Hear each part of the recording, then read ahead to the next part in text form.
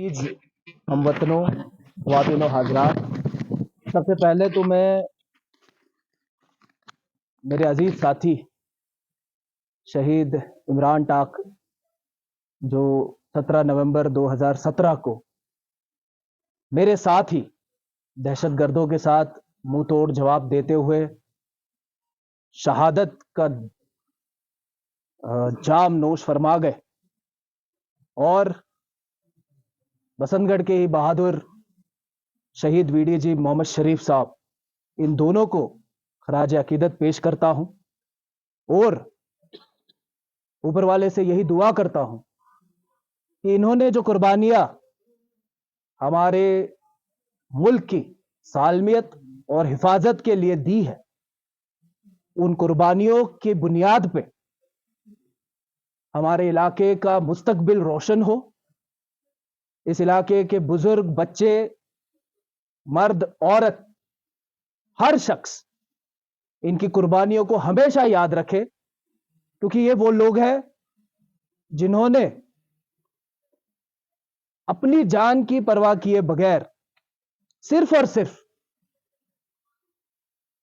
आप सबके लिए, हम सबके लिए अपनी सर्वोच्च, जिसको बलिदान कहते हैं, वो दे दिया, अपने जान की कुर्बान।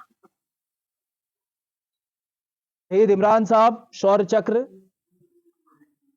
जिनके नाम पे ये स्कूल आज यहां पर बना है और बच्चे आज यहां पर तालीम हासिल कर रहे हैं, एक बहुत बहादुर अफसर थे। और मुझे आज भी वो पल याद है, शाम के 5, 5:30 का वाकया है, 17 नवंबर 2017। श्रीनगर का जकूरा नामक थाना है और उसमें सतबौनी करके इलाका है, 7 चिनार के पेड़ है, और उस रास्ते पे दहशतगर्दों के साथ हमारा आमना सामना हुआ, धुआंधार गोलीबारी हुई। मैं, मेरे साथ और कई अफसर और शहीद इमरान साहब उस ऑपरेशन में शामिल थे, और मैंने अपनी आंखों से देखा है कि किस तरीके से बहादुरी का अजीम नजराना इमरान साहब ने पेश किया और एक ऐसे दहशतगर्द को मार गिराया जिसने पूरे श्रीनगर शहर में जो है आतंक फैलाया हुआ था। आए दिन आम शहरियों पे हमले हो रहे थे, पुलिस वालों पे हमले हो रहे थे, बेकसूर लोग मारे जा रहे थे इनकी दहशतगर्दाना कार्रवाइयों की वजह से। और ऐसे खुखार कमांडर को मार गिराने का सहरा जो है वो हमारे शहीद इमरान साहब के सर पर है। तो मैं तो बहुत फख्र महसूस करता हूं कि ऐसे अजीम शख्सियत के साथ काम करने का मौका मुझे मिला।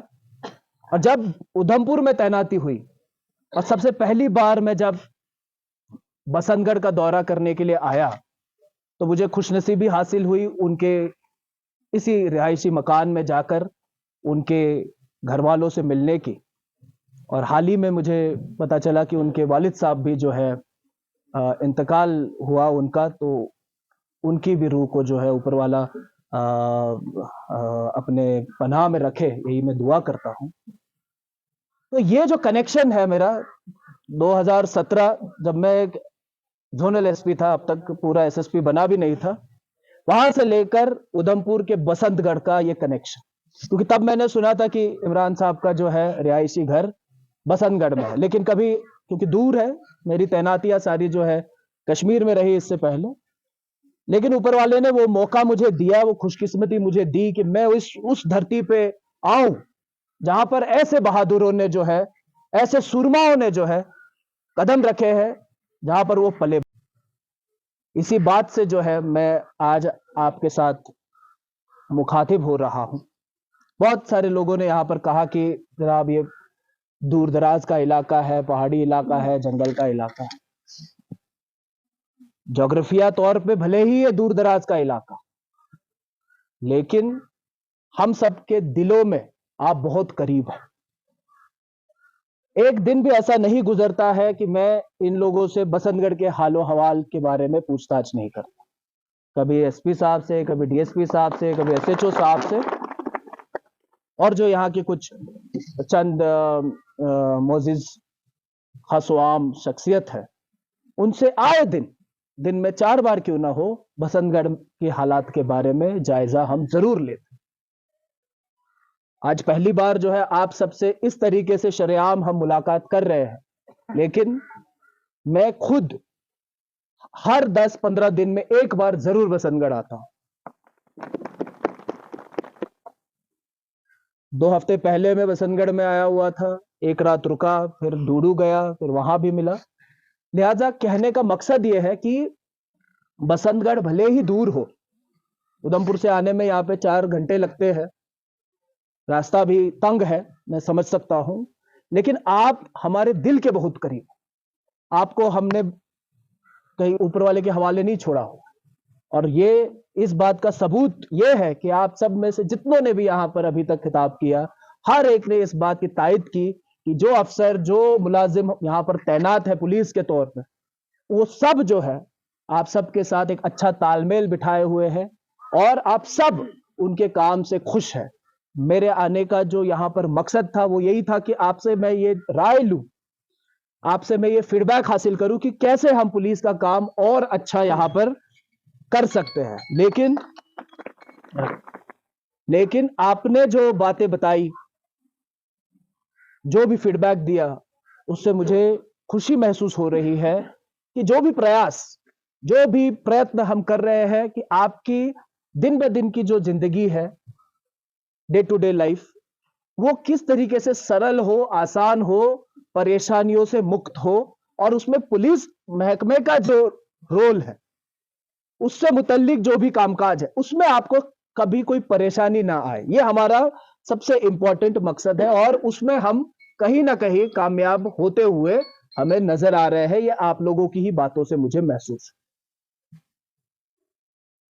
अब क्योंकि आपने हमारे काम पे सेटिस्फैक्शन जाहिर किया है, लेकिन ये खुश होकर जीत का सेहरा सर पर बांधने का मौका नहीं है। ये जो विश्वास आपने हम पर दिखाया, इससे हमारी जिम्मेदारी में और इजाफा होता है। हमारे कंधों पे जो आपकी जिम्मेदारियों का वजन है वो अब और बढ़ता है, क्योंकि अब हमने खुद ही एक मकाम हासिल किया हुआ है आपके तावन का, आपके विश्वास का। वो अब हम उस मकाम से नीचे नहीं आ सकते, उस मकाम से अब हमें और ऊपर जाना है।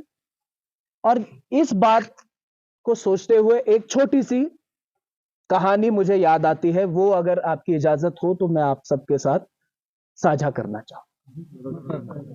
शुक्रिया। कहानी बहुत सालों पहले की है। दूर किसी एक गांव में एक